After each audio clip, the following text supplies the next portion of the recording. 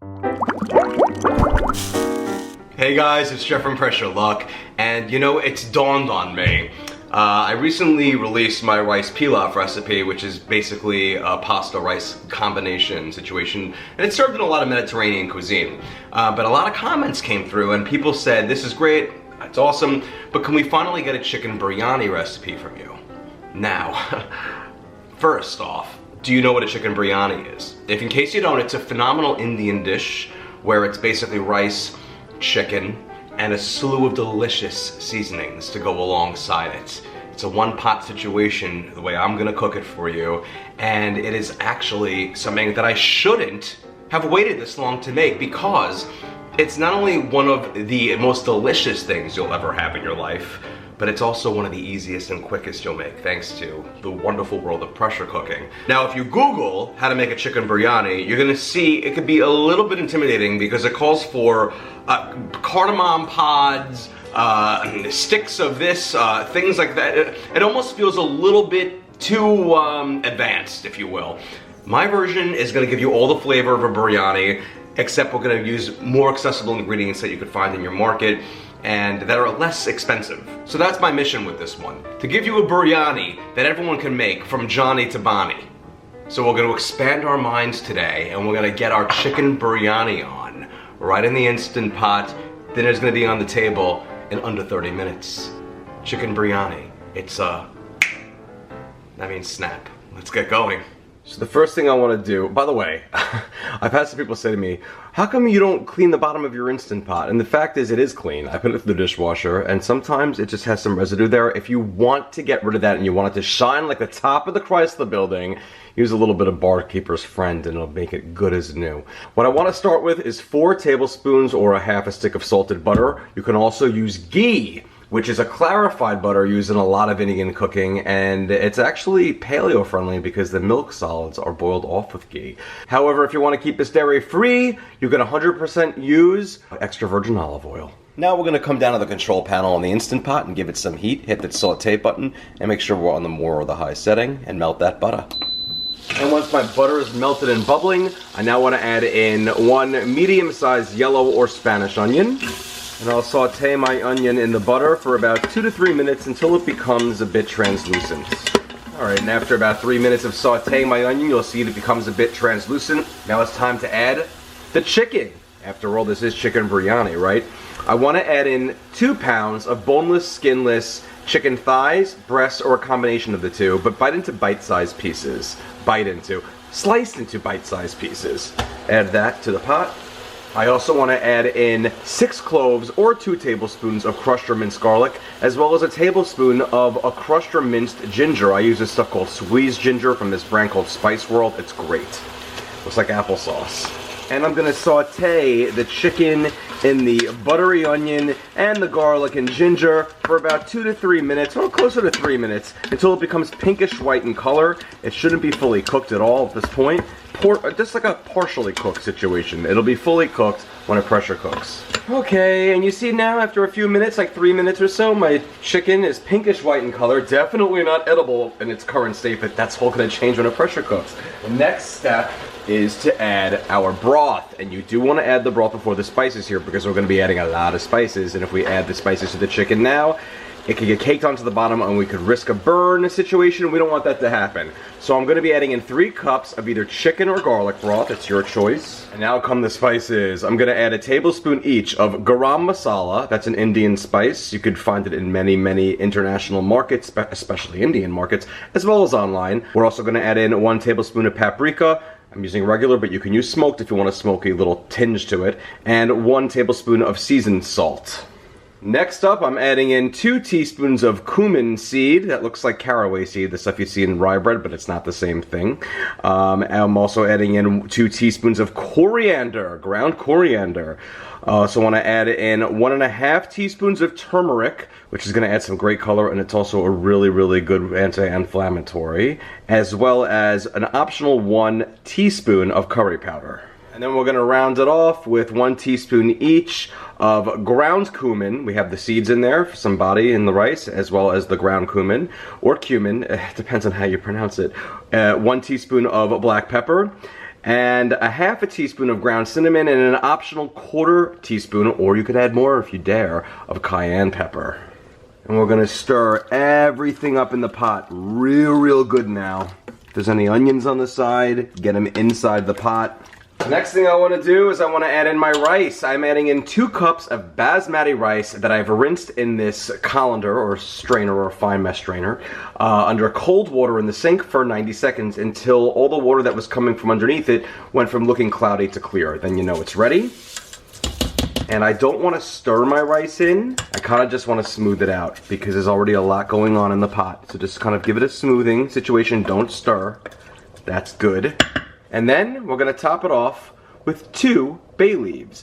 I had somebody once say to me, bay leaves are just a sham, they don't really do anything, and that is so untrue. Just unscrew a thing of bay leaves here and give it a whiff, and I'm telling you right now, it's unbelievable, and they add such amazing and rich aroma to the dish that friend has no idea what they're talking about. All right, I'm gonna secure my lid, make sure the valve's in the sealing position, and then I'm gonna hit the cancel button, followed by the pressure cooker manual button depending on your model, and I want to go in this for 3 minutes at high pressure.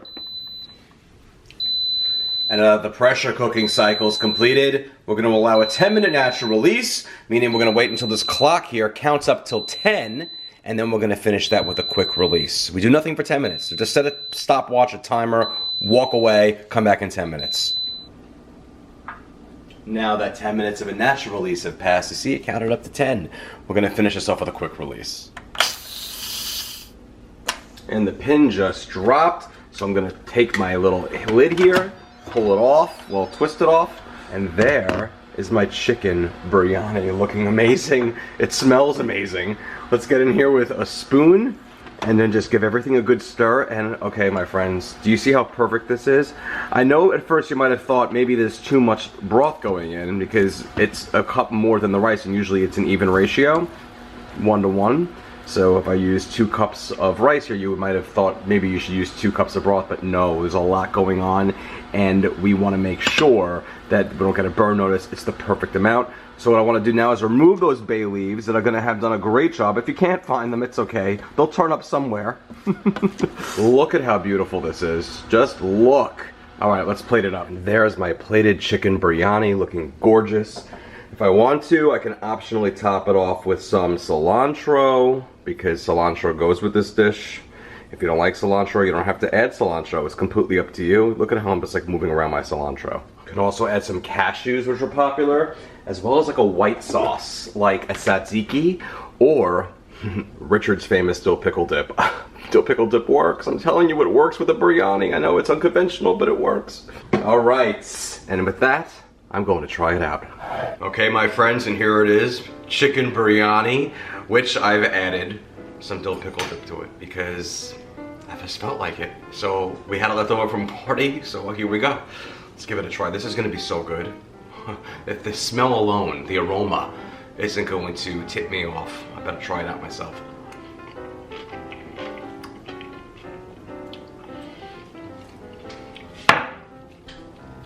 So, you could either go to an Indian restaurant and get chicken biryani, which I'm sure it'll be absolutely amazing, or you can make it at home and you can know exactly what you put into it, and you can control if you want it a little spicy or a little bit not, and you can make an enormous pot of it for basically what would it cost for 1 serving at a restaurant. It's up to you, whatever you want to do, my friends, but this is seriously unbelievably delicious. Oh my gosh. The rice is cooked so nice, perfectly. It is, this has got a little bit of a zest to it because I have the cayenne in here and my curry powder is spicy. So that added to a little bit of a kick. It's not to the point where it's unbearably spicy. I like spicy, and it's not overpowering the rest of the dish. However, if you want it mild, leave out the cayenne and either omit the curry powder, which is also optional, by the way. They're both optional, the cayenne and the curry powder, or use one that's not spicy. But it is absolutely delicious. The white cream sauce, whether it's a tzatziki or a yogurt-based sauce or the dill pickle dip, is gonna cool it down a bit too.